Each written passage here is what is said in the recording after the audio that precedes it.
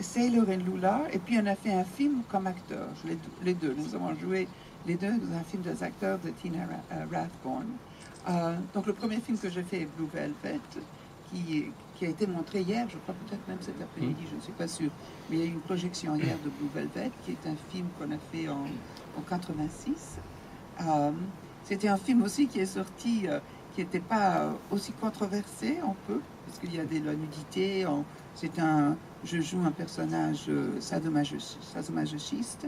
Et ça aussi, c'est un film qui n'a... Bon, quand il est sorti, c'était pas comme le cas de mes parents. Les reviews étaient mixtes. Soit le film a été beaucoup plu, ou il ne plaisait pas du tout. Et avec le temps, il a pris une réputation d'être comme un classique du cinéma des années 80 américain, de ce cinéma indépendant qui a beaucoup signé Et David Lynch est devenu maintenant le grand David Lynch que tout le monde connaît comme un grand metteur en scène. Puis je fais avec lui aussi Sailor et Lula qui a eu le palmarès. J'avais un petit rôle dedans mais ça m'a fait un grand plaisir de travailler avec David. Justement, quand Thierry Frémaux vous a demandé de venir ici pour vous rendre hommage, vous avez choisi deux films. Vous avez choisi Blue Velvet et vous avez choisi le film de Guy Maddin qui s'appelle The Saddest Music in the World. Voilà. Oui.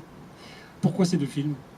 Parce que je crois que c'est deux films d'auteur. Donc David a eu la chance d'avoir beaucoup de succès, et surtout avec Blue Velvet et Sailor et Lula. Des autres films, ils ont eu des fois de succès, des fois non. Mais je crois que ce sont de grands artistes.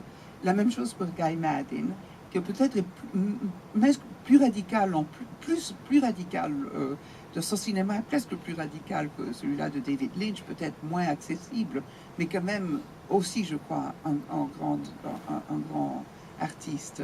Et c'est l'occasion dans des festivals comme celui-là qui reconnaît l'originalité de montrer des films de ce genre-là.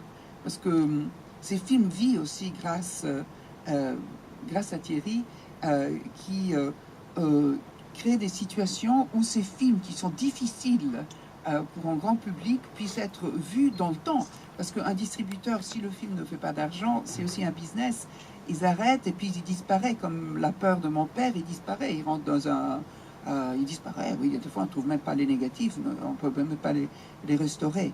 Donc c'est une merveille d'avoir la possibilité, comme de ce festival, de montrer et de retrouver avec de temps, peu à peu, 3 personnes ici, 4 là-bas, 2 là-bas, et puis après un peu de temps, ces grands artistes puissent continuer à travailler.